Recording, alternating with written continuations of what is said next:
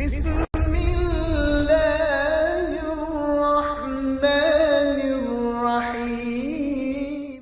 اس کائنات میں کئی ایسے واقعات پیش آئے اور تاریخ میں رقم ہیں جن کو انسان کی عقل سمجھنے سے قاصر ہے، مگر جو اس کائنات کا مالک ہے اور خالق ہے وہ چاہے تو کیا کچھ نہیں ہو سکتا۔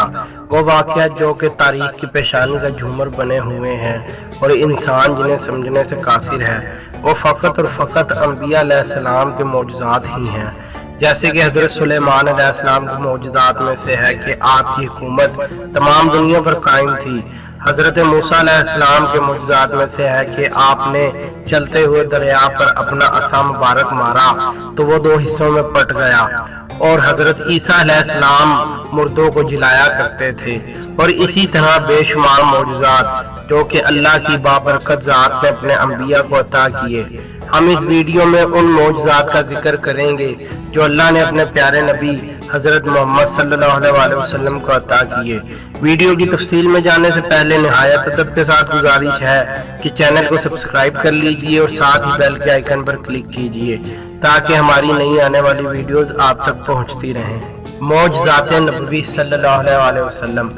عمومی اصطلاح میں تو معجزات نبوی سے مراد حضرت محمد صلی اللہ علیہ وسلم کے معجزات ہیں، مگر معجزے کا کسی بھی نبی کی ذات سے وقوع ہونا اس نبی کا معجزہ کہلائے گا، یعنی کسی بھی نبی کی ذات سے صادر ہونے والا ایسا کام جو دوسروں کی عقل کو عاجز کر دے اور اس کا کوئی توڑ پیش نہ کیا جا سکے اور نہ ہی اس کا کوئی جواب دیا جا سکے، معجزہ کہلائے گا۔ معجزات نبوی سے مراد صرف حضرت محمد صلی اللہ علیہ وسلم کے معجزات ہیں۔ حضرت محمد صلی اللہ علیہ وسلم کے معجزات میں سے سب سے بڑا معجزہ قرآن پاک ہے، جس میں آج تک کوئی تبدیلی نہیں آئی۔ قرآن کے رموز و اسرار پر کتابیں لکھی جا سکتی ہیں۔ علماء کے مطابق قرآن کریم کی سورہ القمر کی پہلی آیت میں نبی کریم صلی اللہ علیہ وسلم کے معجزے کا ذکر ہے، یعنی شق القمر کا۔ کفار کے مطالبے پر نبی کریم صلی اللہ علیہ وسلم نے انگلی کے اشارے سے چاند کے دو ٹکڑے کر دیے تھے۔ روایات کے مطابق معراج شریف کا سفر آپ صلی اللہ علیہ وسلم کا ایک شاندار معجزہ ہے۔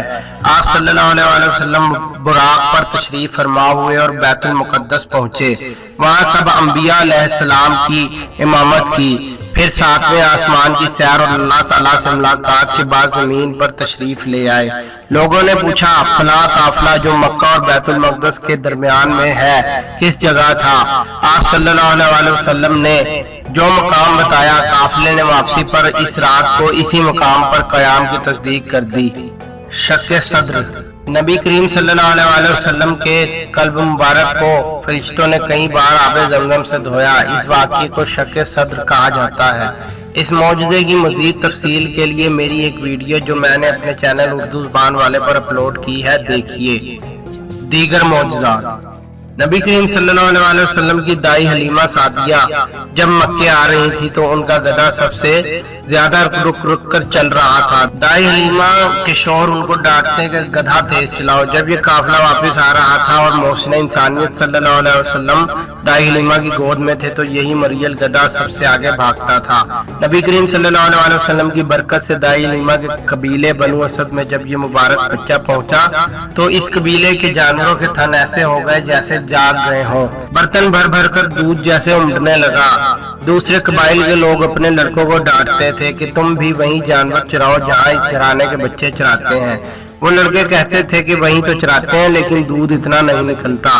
انہیں کیا معلوم یہ کسی گھاس یا خوراک کی وجہ سے دودھ نہیں نکل رہا، بلکہ یہ تو معجزہ نبوی صلی اللہ علیہ وسلم ہے۔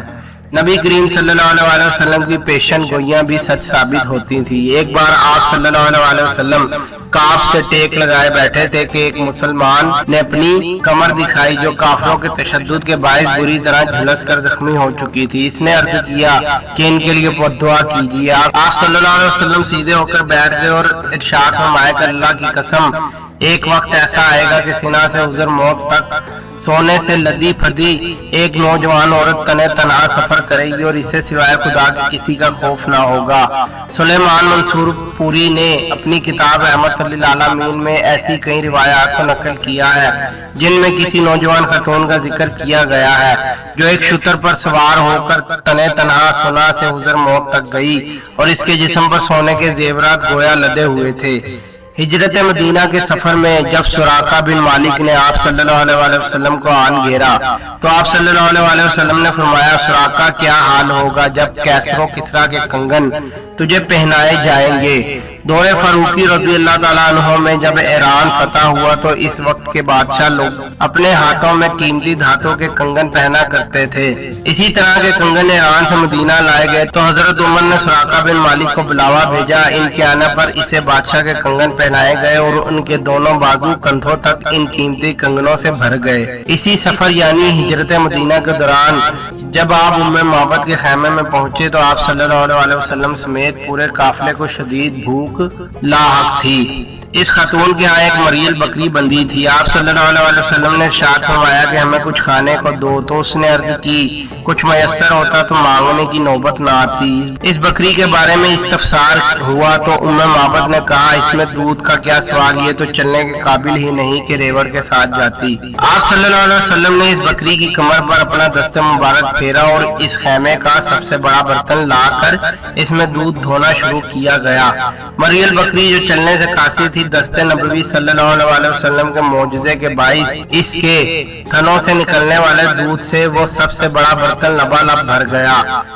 ग़ज़वा-ए अहज़ाब जिसे जंगे खंदक भी कहते हैं, इस जंग से कबल जब खंदक खोदी जा रही थी तो एक बहुत बड़ा और सख्त पत्थर हाइल हो गया। बहुत जोर लगाया गया लेकिन ना टूटा। तब आप सल्लल्लाहु अलैहि वसल्लम को इत्तला की गई। आप सल्लल्लाहु अलैहि वसल्लम तशरीफ लाए और किदार से एक ज़रब लगाई, चिंगारियां निकली और आप सल्लल्लाहु अलैहि वसल्लम ने फरमाया रूम फतह हो गया। फिर दूसरी ज़रब लगाई, चिंगारियां निकली और आप सल्लल्लाहु अलैहि वसल्लम ने फरमाया ईरान फतह हो गया। फिर तीसरी ज़रब लगाई और चिंगारियां निकली और आप सल्लल्लाहु अलैहि वसल्लम ने फरमाया खुदा की कसम बहरीन के सुर्ख महिलात मैं अपनी आंखों से देख रहा हूँ। बाद में आने वाले दिनों में रूम और ईरान तो बहुत जल्द फतह हो गए और रूम के भी मुतअद्दिद इलाके ज़ेरे इस्लाम आ गए और सिर्फ कुस्तुनतुनिया का शहर बाकी रह गया। इस शहर को फतह करने के लिए और नबी अलैहिस्सलाम की पेशन गोई पूरी करने के लिए कमो पेश 14 बादशाहों ने लश्कर कशी की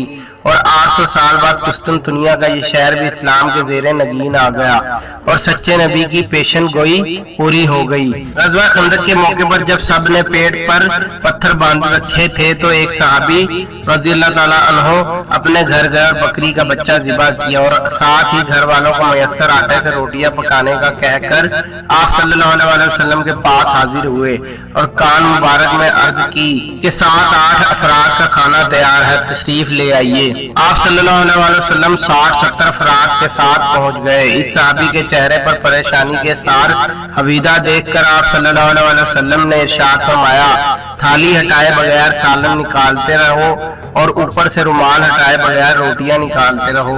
इसी तरह इस 7-8 अफराद के खाने को 60-70 अफराद ने सैर होकर तनावुल किया और मेहमानों के चले जाने पर पहले जितना खाना फिर भी बाकी धरा था। आप सल्लल्लाहु अलैहि वसल्लम के दस्ते मुबारक में शिफा थी। ग़ज़वा खैबर के मौके पर जब हजरत अली रज़ी अल्लाह ताला अन्हु आंखों की तकलीफ में मुब्तला थे तो आप सल्लल्लाहु अलैहि वसल्लम ने अपना लुआबे दान इन आंखों में लगा दिया। उसके बाद ताहयात हजरत अली रज़ी अल्लाह ताला अन्हु अलैहिस्सलाम आंखों की तकलीफ से महफूज रहे। एक बार दूध के भरे छोटे से कटोरे में आपने अपनी उंगली डाली और इस प्याले से मुलगाकर सब असहाबे सुफा ने दूध पिया और फिर भी इस प्याले में इतना ही दूध बाकी था। आप सल्लल्लाहु अलैहि वसल्लम ने खुद फरमाया कि एक पत्थर मुझे सलाम करता था। जानवरों की ज़बान समझ लेना भी आप सल्लल्लाहु अलैहि वसल्लम का एक मौजज़ा था। जब कुछ लोग शर्फ मुलाकात के लिए हाजिर खिदमत हुए तो उनके साथ एक ऊंट ने अपना सर लंबा करके तो कदमैन शरीफैन पर रख दिया और अपनी ज़बान में डकारा। आप सल्लल्लाहु अलैहि वसल्लम ने फरमाया ये मुझसे शिकायत کر رہا ہے کہ تم اس سے کام بہت لیتے ہو، کھانے کو کم دیتے ہو اور تشدد بھی کرتے ہو۔ وہ لوگ کم و پیش 2 ماہ بعد اس اونٹ کو پھر لائے اور خدمت اقدس صلی اللہ علیہ وسلم میں پیش کر کے عرض کی، اس دوران میں ہم نے اس سے کوئی کام نہیں لیا اور صرف کھلایا پلایا ہے۔ آپ صلی اللہ علیہ وسلم اس کی صحت دیکھ لیں اور اجازت ہو تو ہم اس سے کام لینا شروع کر دیں۔